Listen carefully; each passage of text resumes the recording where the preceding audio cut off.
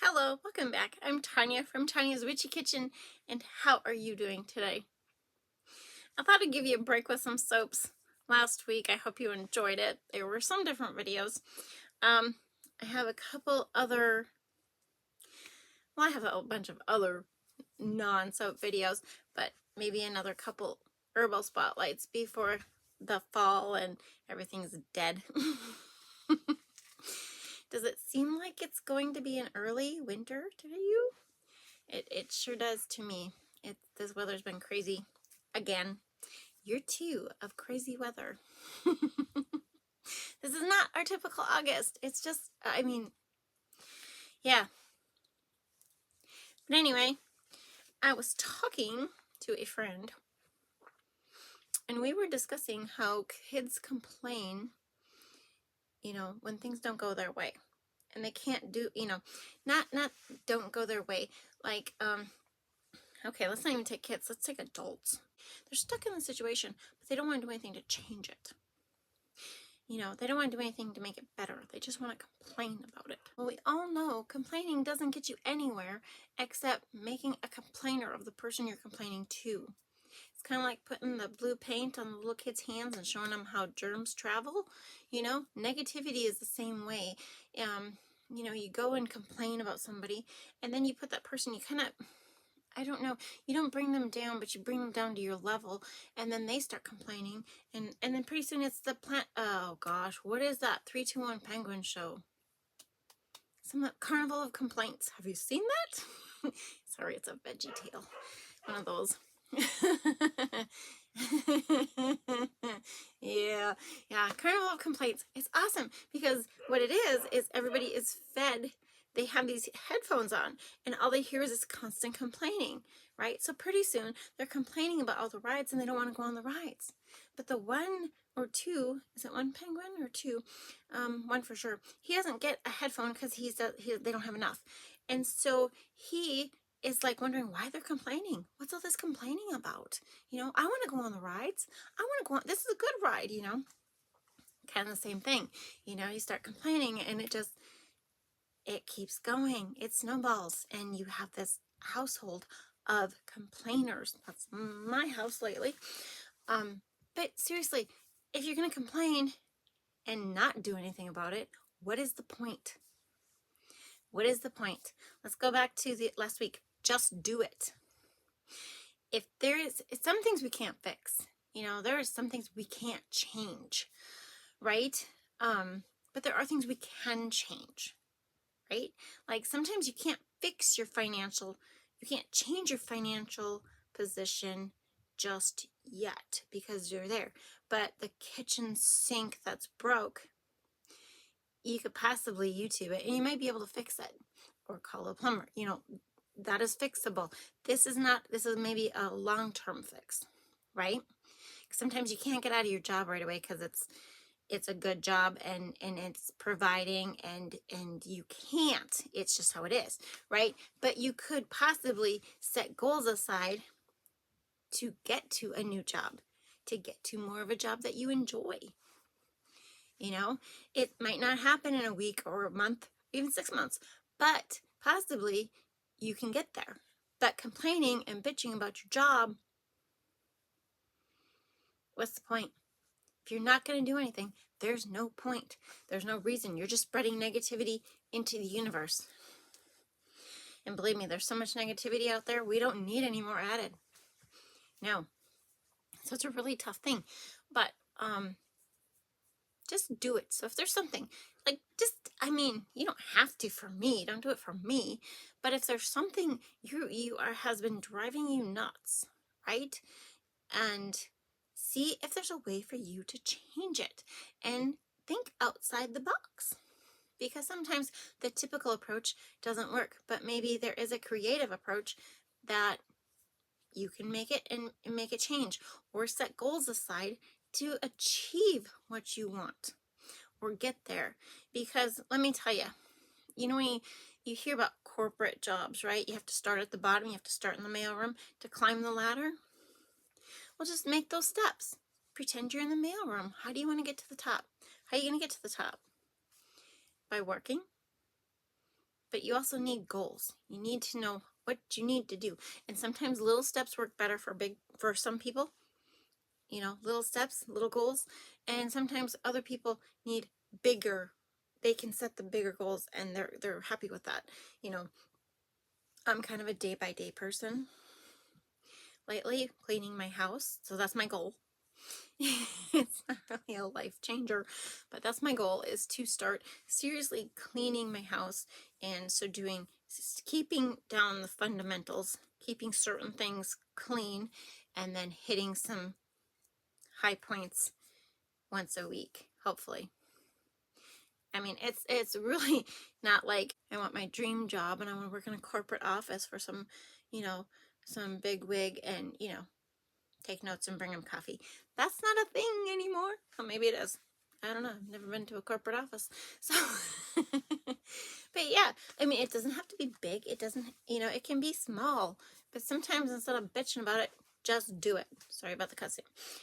Today, we are going to do a soap.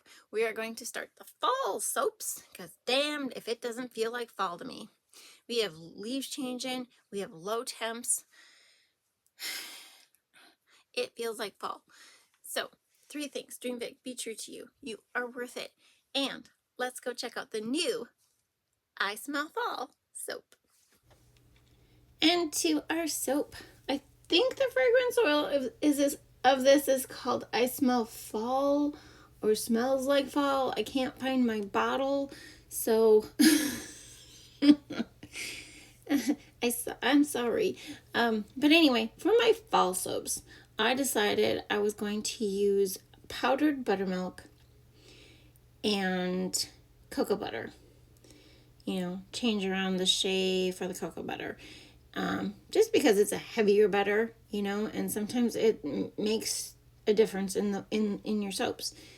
I believe it makes a difference, But anyway, scooping in 2 of my scoops of kaolin clay, and then my scoops of my powdered buttermilk powder. Maybe that was the difference. Maybe I should have had more water. Maybe I should have diluted it. I don't know. But anyways, spoiler alert, I'm not really happy with the buttermilk in the soaps. I didn't do it to all of them. Some of them, it's really weird. I do not know why. What you'll see. But anyway, so mix that up, and maybe didn't mix it up well enough after doing a little more watching and stuff. Maybe I didn't mix it up enough. I don't know. This is called the milk in oils. I call it everything in the oils, because you can put everything in the oils to start, and then you add your lye water, and then you get your soap. And sometimes it's just better that way. You don't scorch your milk, you don't scorch your honey, you don't, all those things. Well, actually, I don't really if I use honey, I put it at that, and it just depends. So my colors for this were just all from Brambleberry. They were Brambleberry Red, they were the yellow, and they were the orange, and then this is copper. I could have done green, but I was just like, everything's turning so fast. Have you noticed that? We were in Minnesota a couple weeks ago, and already their trees were turning, and I have pine cones turning brown, which I think is a little early, like they're opening up and everything already, and we have leaves that are turning, and I'm just like, this is too early. This is way too early for everything to be turning. But anyway, this fragrance oil is from Wholesale Supplies Plus. It's one of their other brands, and I thought it was supposed to accelerate, which is why I divided it up. Okay, I think I had it mixed up with another one coming up, and because that one accelerated and this one did not. So it was kind of a little bit of a disappointment, because here I took all the precautions, because, it's supposed to accelerate, and I wanted to do, a nice, I think I did a bowl swirl. I'm not sure what I did, My notes say a bowl swirl with a question mark, so that's not very telling. So, yeah. That's how my notes go, you guys. But yeah, so this fragrance oil did not accelerate at all. I was kind of concerned. I did hit a point where I wasn't sure what was going on. It was almost like it was racing, if you want to call it that. I think that's what they call it. It just seemed like stuff was separating. And then I was like, was this from the buttermilk powder? I don't know. I mean, I see a lot of people use all sorts of powders, like goat milk powder and coconut powder and cream powder, heavy cream powder, and all that stuff, all those types of powders in their soap. And I'm just like, why is my buttermilk, the only thing I can blame it on is the buttermilk, because this was this was my regular test batch number 8, master batch number 8, which is just your castor and coconut and olive and canola and tallow and sunflower and shea.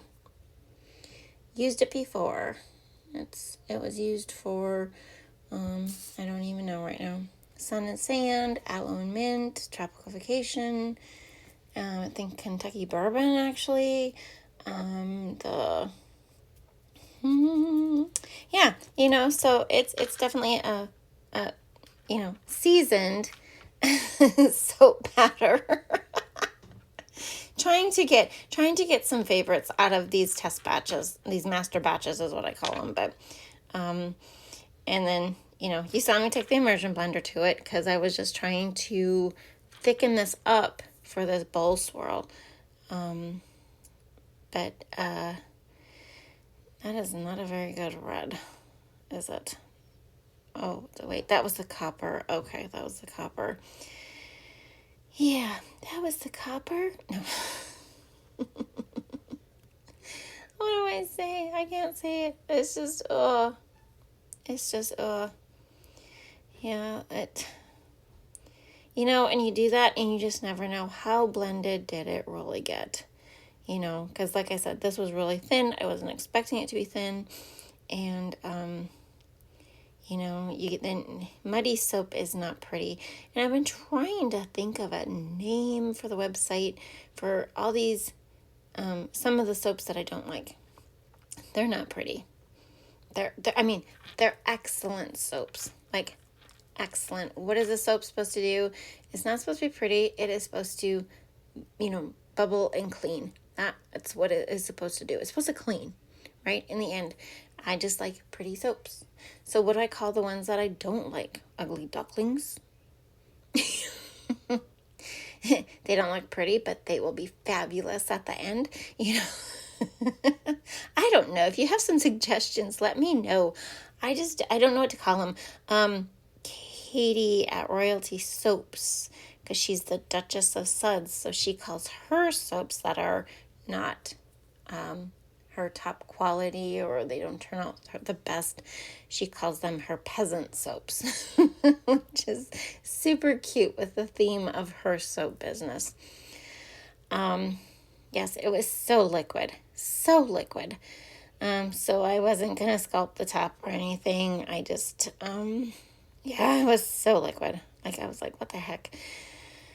Did just a very simple swirl. And to the cut of the soap, it was a little odd. Like, taking it out of the mold, it was a little odd. It almost seemed chalky. Does that make sense to you? Chalky? Like, crumbly? Like, very weird. But I tested it. It wasn't like lye heavy. It wasn't, it wasn't oily. I just got nothing. I'm blaming the buttermilk powder, really. That's my only thing I'm doing. So the extra soap, I like to shave it off when the mold is on, because I have this perfect edge, and then I just take the scraper and boom, boom. It works great. Sometimes I forget to do it, so then I have to do it afterwards, and sometimes I don't do it at all. Right? See, okay, it was oily on the bottom. I wasn't sure what that was. it didn't smell like fragrance oil, although it could have been, something with the fragrance oil. Who knows? Because, they can change it on you in a spot, and I've never used this one, but that doesn't mean that it was acting funny compared to the other ones, because sometimes you look on there and there aren't reviews since, see what I mean by crumbly? It's crazy. Like 2019 are some of the reviews on this website, and so it's really hard to tell because I feel like that's about the time in there, or a few years previously, is when it got big to take the phthalates out of soap. Out of the fragrance oils, to remove the phthalates, because how bad they are for people and the environment and everything else. But yeah. So, back to the topic, complaining. When you complain, it's okay to vent. I'm not saying don't vent. Like, don't call your bestie and vent about something. But if you call, your bestie and your brother, your sister, your aunt, your uncle, your cousin, your and somebody at school or somebody at work, and you just don't stop, you're basically spreading this negative disease. Seriously. Maybe you don't agree with me, that's fine. But I believe you're spreading this negative disease, because then you're complaining to them and then they complain to somebody else. And it might be the same topic, it might be a different topic, but you're spreading this negativity instead of just venting and getting over it, or moving on with it, or trying to change it. You know what I mean? Because if you're not going to do anything about it except complain, you're not doing anything. You might as well just, quit. Let it go. And you see a lot of this on social media, people complaining, and then you get the whole group, everybody's complaining, or you read the comments and everybody's negative, and that's not a good thing to do, that's not how we should be in society. That's just wrong. I decided to show you a lather test on these after they've been cured. I didn't think to do it right after I made them, but the bar feels really nice. I was kind of shocked, I don't usually put a lot of milk products in my soaps. My little stamp wore off already, but that's just how they are. They're just a mica stamp. But it lathered beautifully. It kept creating bubbles. I actually could have washed dishes in that bowl when I was done with just the little amount of soap that I had in my hands. It was like they just kept bubbling, which, like I said, is a great thing. Even though it's kind of not a pretty bar, it's an excellent bar of soap. Here are the fragrance notes for these fall bars. It's very light. It's not a very heavy, hit you in the face scent. It's very nice and light. Here are the bars right after I cut them. And of course, here are the bars after they are done curing. And as always, I hope you had a good time. Thank you for dropping by, and I will see you next time. Bye-bye.